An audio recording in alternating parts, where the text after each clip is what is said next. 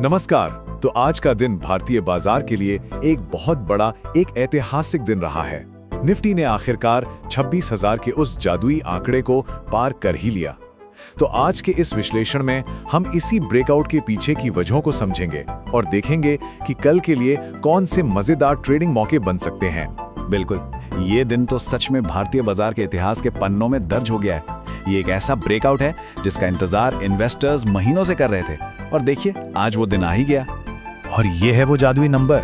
Market ने सिर्फ 26,000 को छुआ नहीं, बल्कि 26,180.50 पर मजबूती से बंद हुआ। इससे साफ पता चलता है कि बुल्स का आज पूरा कंट्रोल था। ठीक है, तो चलिए इस ब्रेकआउट को थोड़ा और गहराई से समझते हैं। टेक्निकली देखें तो ये एक परफेक्ट ब्रेकआउट डे था। कल की जो शानदार रिकवरी थी उसने एक स्टेज तैयार कर दिया था और आज मार्केट ने उस पर बिना किसी हिचकिचाहट के एक जबरदस्त परफॉर्मेंस दी। जरा इन आंकड़ों पर नजर डालिए। निफ्टी 0.88% ऊपर था, लेकिन असली एक्शन तो बैंक निफ्टी में था जो 1.20% चढ़ा। मतलब बैंकिंग स्टॉक्स ने इस रैली की कमान संभाली और उन शॉर्ट सेलर्स को बड़ी मुश्किल में डाल दिया जिन्हें अपनी पोजीशन कवर करने के लिए मजबूर होना पड़ा।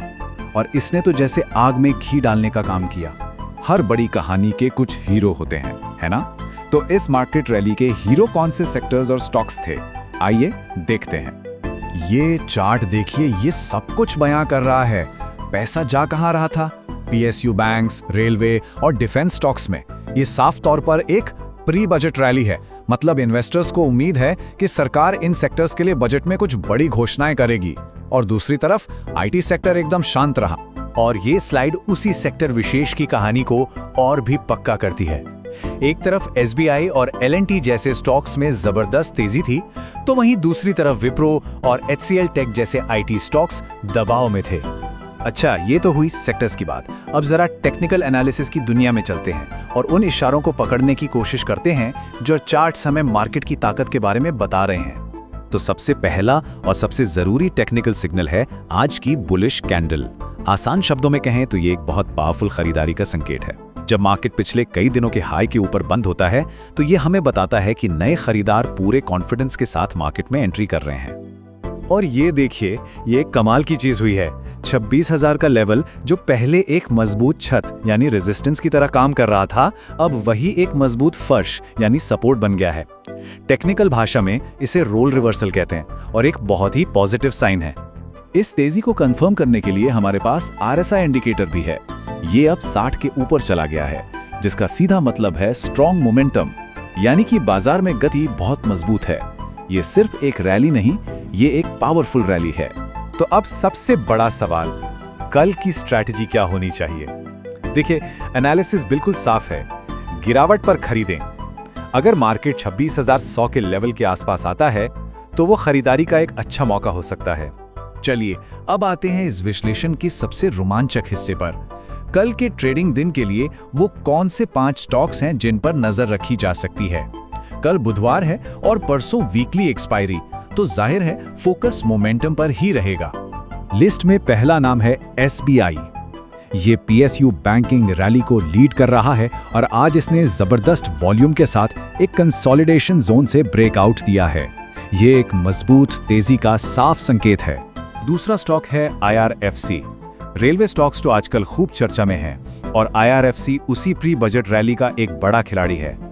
हाल में इसके वॉल्यूम में जो उछाल आया है उससे पता चलता है कि बड़े प्लेयर्स इस स्टॉक में काफी दिलचस्पी ले रहे हैं। तीसरा स्टॉक है सीमेंस, जो एक बहुत मजबूत कैपिटल गुड्स सेक्टर का हिस्सा है। एक बात समझ लीजिए, जब कोई स्टॉक अपने 52 हफ्ते के हाई के पास ट्रेड करता है तो ये अक्सर इस बात का इशारा होता है कि मजबूत हाथ इसे पकड़े हुए हैं और ये अपनी ऊपर की चाल जारी रख सकता है। एक मिनट रुकिए, क्या बाजार में सब कुछ सिर्फ ऊपर ही जा रहा है? हमेशा नहीं। एक स्मार्ट ट्रेडर हमेशा दोनों तरफ के मौके देखता है। और इसीलिए हमारी चौथी पिक है विप्रो, लेकिन बेचने के लिए। सोचिए, जब पूरा बाजार तेजी में था तब ये स्टॉक कमजोर था। इसने 550 रुपए के रेजिस्टेंस से रिजेक्शन लिया है और एक शूटिंग स्टार कैंडल बनाई है जो कि मंदी का संकेत माना जाता है। और हमारी आखिरी पिक है टाटा मोटर्स, जो एक काफी इंटरेस्टिंग रिवर्सल ट्रेड हो सकता है। कुछ दिनों की गिरावट के बाद आज इसने अपने जरूरी 20 दिन के मूविंग एवरेज के ऊपर बंद होकर ताकत दिखाई है। इंट्राडे चार्ट पर एक बुलिश पैटर्न भी इस संभावित बदलाव को कंफर्म कर रहा है। तो इन स्टॉक्स से हटकर आने वाले बजट से पहले हमारी बड़ी रणनीति क्या होनी चाहिए? चलिए इसे भी समझ लेते हैं। सोर्सेस से ये एक प्रो टिप मिली है, सेक्टर रोटेशन पर ध्यान दीजिए। हो ये रहा है कि पैसा अब आईटी और एफएमसीजी जैसे सेफ या डिफेंसिव सेक्टर से निकलकर बैंक्स, रेलवे और इंफ्रास्ट्रक्चर जैसे हाई बीटा सेक्टर्स में जा रहा है और उम्मीद है कि बजट तक यही ट्रेंड जारी रह सकता है। और हाँ, आखिर में एक स्मार्ट ट्रेडिंग चेकलिस्ट। याद रखिए, ये सारी जानकारी सिर्फ एजुकेशनल पर्पस के लिए है। कोई भी फैसला लेने से पहले अपने फाइनेंशियल एडवाइजर से सलाह जरूर लें। और सबसे जरूरी बात, हमेशा अपने स्टॉप लॉस का सख्ती से पालन करें। तो हम आपको इस एक बड़े सवाल के साथ छोड़ जाते हैं। क्या बजट 2026 तक ये हाई बीटा रैली ऐसे ही चलती रहेगी? मार्केट की कहानी में अभी बहुत कुछ होना बाकी है। देखने के लिए शुक्रिया।